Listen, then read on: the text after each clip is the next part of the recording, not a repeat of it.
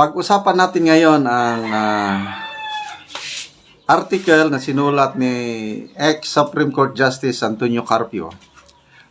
Isinare ito ni Doc Loren Badoy at ni Senator Bato de la Rosa. Sabi nga ni Senator Bato is a very powerful message itong sinulat ni Justice Carpio. Dito ako na-attract sa last sentence or paragraph na niya. Galit na eh. Sabi niya, let our anger be our fuel. Let our indignation spark a revolution of accountability. So, anong ibig niyo sabihin sa revolution of accountability? Kumilos na daw tayo. Sabi niya, the betrayal must end. This theft, yung pagnanakaw. This theft must end. The silence must end. Tayo, yung mga nananahimik. The silence must end. The time to act is now. Kumilos na daw tayo. Nananawagan na. Ano ito? Another people power? I don't know. With the former Chief Justice. Ang title sa kanyang article is The Blind Leading the Lost, a Nation Betrayed. Sino yung bulag na leading the lost? Tayo yung lost. Sino yung leader natin na bulag? So, meron siyang quote sa opening paragraph niya. Sabi niya, he who accepts evil without protesting against it is really cooperating with it. Quotation ito ni Martin Luther King Jr. Yung Black Africa, yung black leader sa US protest movement ng mga Black Americans. So, isang bayani si Martin Luther King sa US. So, kung hindi ka daw magreklamo sa kasamaan, nananahimik ka lang, kasama ka na nila. You are cooperating sa gumagawa ng kasamaan. So, ang dinidiscuss niya dito, sabi niya, the halls of Congress and the Senate, niloloko nila ang taong bayan.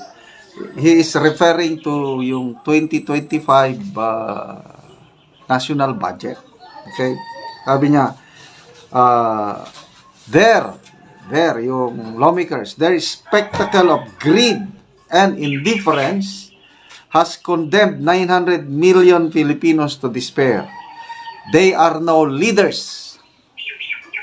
They are traitors. Wow. Blind to the needs of the nation, leading us to a chasm of hopelessness.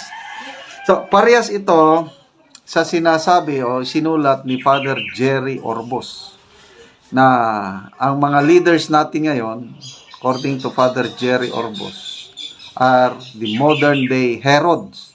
Herod, yung hari sa panahon ni pagkapanganak ng Panginoong Hesus. Instead of being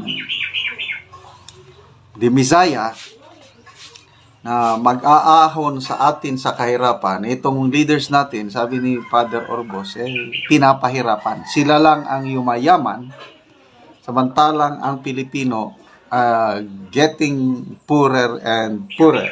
So, to me, ito rin yung pinaka mabigat na article na nabasa ko so far tungkol sa pangyayari sa politika. Grabe. Sabi ni Justice Carpio, let us not mince words. This is treason. When Congress butchered billions from education, they didn't just adjust a spreadsheet. They tore yung pinunit. They tore futures from the hands of Filipino children.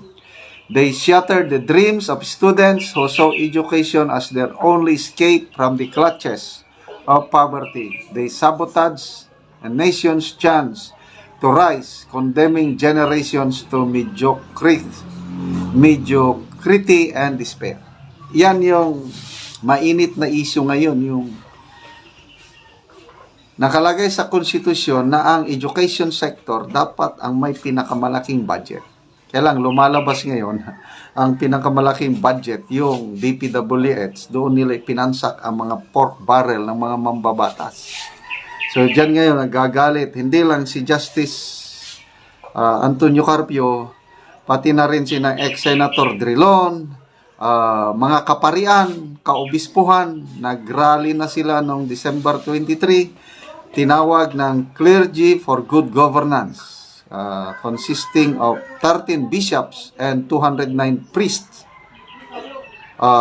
both Roman Catholics, Iglesia Independente or Aglipayan, and evangelical leaders. Tinawag nila yung 2025 budget as self-serving. So ito rin yung sinasabi ni Justice Carpio. Okay, so binanggit din yan dito yung zero funding for PhilHealth in 2025 is not just negligence, it's malice. It's as if Congress has declared war on the poor.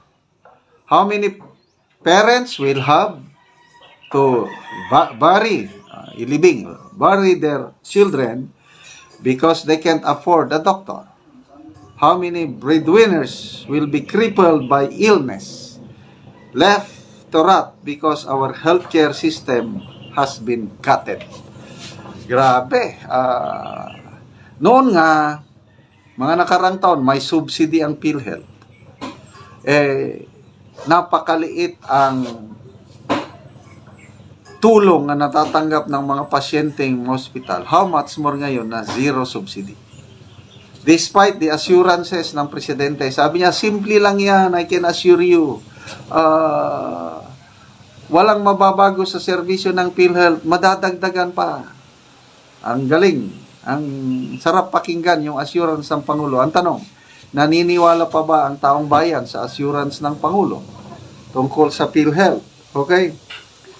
So, binanggit din ni Justice Carpio ang ayuda. And now, sabi niya, the ayuda sa Kapus ang Kita program, AKAP, comes along as shameless election bribe dressed as charity. 26 billion stolen from education and healthcare, disguised as aid, but in reality, it's ammunition for the corrupt to cement their power. Wow, talagang matindi. They will toss these scraps to the people during election season while millions of Filipinos starve, bleed, and suffer. Speaking of suffer, yung 4 piece, yung tinanggalan nila ng 50 billion pesos ang 4 piece, sila yung totoong nangangailangan ng ayuda. Bakit tinanggalan ng 50 billion? Ang bibigyan mo yung mga AKAP beneficiaries na near poor, walang klarong beneficiaries. Nagrereklamo na si Mayor Benji Magalong na hindi daw ibulgar o hindi i-share ng mga congressmen ang beneficiaries ng AKAP. Mga supporters lang daw nila.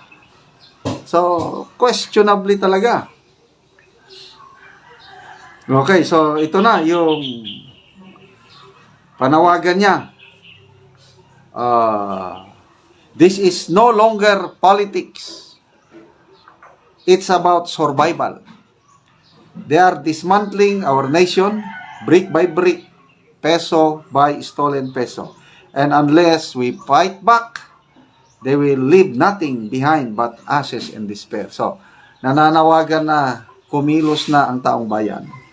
But there is hope. Sabi niya, we, the people, are the true power of this nation. I agree. Democracy. Power resides on the people. We can end this betrayal. We can demand accountability. We can take back what is rightfully ours.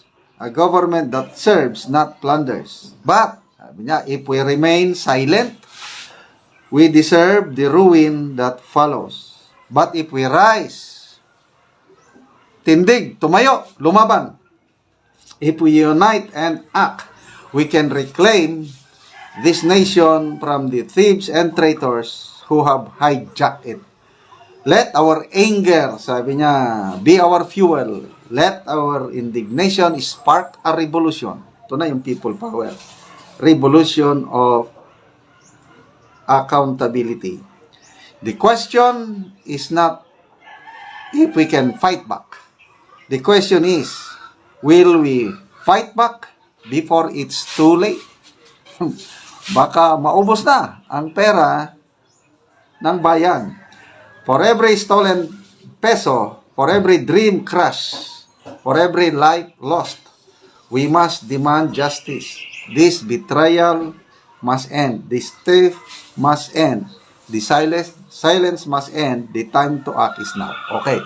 The time to act, January 13. Tama-tama, yung peace rally na pangungunahan ng Iglesia ni Cristo na open for everybody.